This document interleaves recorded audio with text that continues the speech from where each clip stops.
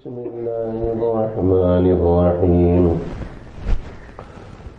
اپنی تربیت، اپنے ماحول میں رہنے والوں کی تربیت، اپنی اولاد کی، اپنے ماتحتوں کی، اپنے دست نگروں کی، اپنے عزیزوں کی، اپنی نسلوں کی تعلیم و تربیت ابتدا سے ہوتی ہے۔ بچپن میں جو باتیں دماغ میں ڈال دی جائیں وہ آئندہ شخصیت سازی میں معاون بنتی ہیں۔ ذرا دیکھیے، ہر شخص فرض نماز انشاءاللہ باجماعت پڑھے گا انشاءاللہ۔ اچھا، بچپن سے یہ چیز ذہن میں ہو، یہ راسخ ہوتی ہے، راسخ ایسے گرفت کے ساتھ ہوتی ہے۔ ہر شخص فرض نماز باجماعت پڑھے گا اور سلام پھیرتے ہی اٹھ کے مسجد سے جانا نہیں، بیٹھے رہنا اپنی جگہ پہ۔ تو یہ بات میرے محبوب صلی اللہ علیہ وسلم کی پاک تعلیمات نے بتائی کہ جو نماز پڑھ کے اطمینان سے اپنی جگہ پہ بیٹھا رہتا ہے، فرشتے اس کے لیے دعائیں مانگتے رہتے ہیں۔ فرشتے کون مانگتے ہیں؟ فرشتے کیا دعا مانگتے ہیں؟ اے اللہ اس کو معاف فرما، اس پہ رحم فرما۔ جیسے ابھی نماز ظہر پڑھ کے ہم بیٹھے ہیں اللہ کے گھر میں، اب فرشتے کیا کر رہے ہیں؟ دعائیں مانگ رہے ہیں۔ اے اللہ اس کو معاف فرما اور اس پر رحم فرما۔ سلام پھیرنے کے بعد بالخصوص چھوٹے چھوٹے بچے اٹھ کر باہر صحن کی طرف چلے جاتے ہیں، اپنے ہم عمر بچوں سے بات چیت شروع کر دیتے ہیں۔ پھر ان کو بعض دفعہ سنت اور نفل پڑھنے کا بھی موقع نہیں ملتا ہے، لیکن یہ ذہن میں ڈالنا ہے کہ بیٹا جب نماز پڑھ کے آپ مسجد میں ہی رہو گے اور اپنی جگہ پہ اطمینان سے جن نمازوں کے بعد سنت ہے، جیسے ظہر کے بعد، مغرب، عشاء کے بعد، ان کے بعد تو سنتیں ادا کرنی، نوافل جن نمازوں کے بعد سنت نہیں، نوافل نہیں، فجر و عصر کے بعد اطمینان سے بیٹھے رہنا ہے۔ تو کیا کرتے ہیں؟ فرشتے دعا کرتے ہیں، اللہ اس کو معاف فرما، اس پہ رحم فرما۔ جب ہم مسجد کی طرف اپنے بچوں کو لائیں تو یہ ذہن بنا کر لائیں۔ چنانچہ جب ہم خود گھر سے نکلیں، بچے بھی ساتھ ہوتے ہیں، تو پھر ہم یہ بتائیں کہ بیٹا گھر سے باہر آتے ہوئے یہ دعا مانگنا ہے، بسم اللہ توکلت علی اللہ لا حول ولا قوت الا باللہ۔ اب دیکھیں شور مچایا جا رہا ہے، گھروں میں رہو، گھروں میں رہو، گھروں میں رہو، لیکن کوئی یہ کہہ رہا ہے کہ تلاوت کرو، گھروں میں رہو، گھروں میں رہو۔ میرے محبوب، میرے حبیب صلی اللہ علیہ وسلم نے اپنی امت کو بے آسرا نہیں چھوڑا ہے۔ خدا کی قسم ان کی رحمتوں کا سایہ ہر وقت امت کے اوپر ہے۔ ہاں یہ الگ بات ہے امت خود سائے سے نکل گئی، سائے میں آتی نہیں، بتائیے سایہ ہے یا نہیں؟ خدا کی قسم ہے، قیامت تک میرے نبی علیہ الصلوۃ والسلام کی نبوت ہے، بلکہ قیامت کے دن بھی میرے آقا صلی اللہ علیہ وسلم کی نبوت ہے۔ ساری جنتوں کے بھی نبی میرے نبی علیہ السلام ہیں، سارے نبیوں کے نبی میرے نبی علیہ الصلوۃ والسلام۔ سایہ موجود ہے مگر امت خود دھوپ میں جل رہی ہے کافروں کے طریقے۔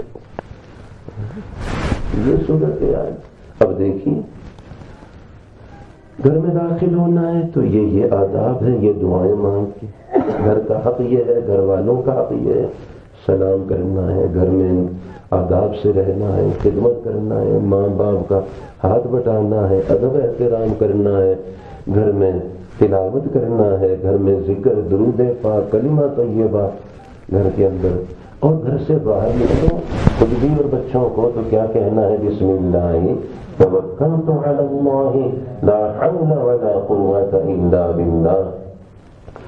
ام المومنین حضرت سیدہ ام سلمہ رضی اللہ تعالیٰ عنہ اس دعا کے ساتھ ایک اور دعا بھی ارشاد فرماتی ہے کہ آسمان کی طرف چہرہ انور فرما کر ہم سب کے حبیب میرے رب کے حبیب، ہم سب کے محبوب میرے رب کے محبوب، ہم سب کے نبی سارے نبیوں کے نبی صلی اللہ علیہ وسلم گھر مبارک سے باہر تشریف لاتے، چہرہ انور آسمان کی طرف کر کے یہ دعا فرماتے، اللہم انی اعوذ بک من ان اضل او اضل او ازل او ازل او اظلم او اظلم او اجہل او یجہل علی، یہ دعا فرماتے یہ کلمات، اور اس بات کا یقین رکھنا ہے جیسے ہی ہم نے یہ دعا مانگی ایک فرشتہ اعلان کرتا ہے یوں دعا کرتے ہوئے، اس کو ہدایت دے دی گئی،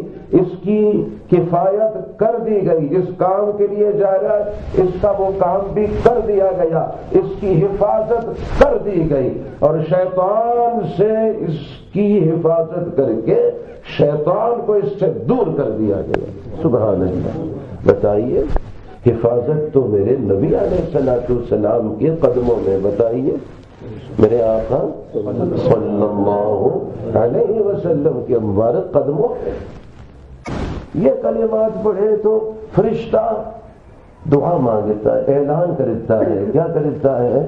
اعلان کرتا ہے ان کو ہدایت دے دی گئی، ان کی کفایت کر دی گئی، ان کی حفاظت کر دی گئی، اور شیطان کو ان سے دور کر دیا۔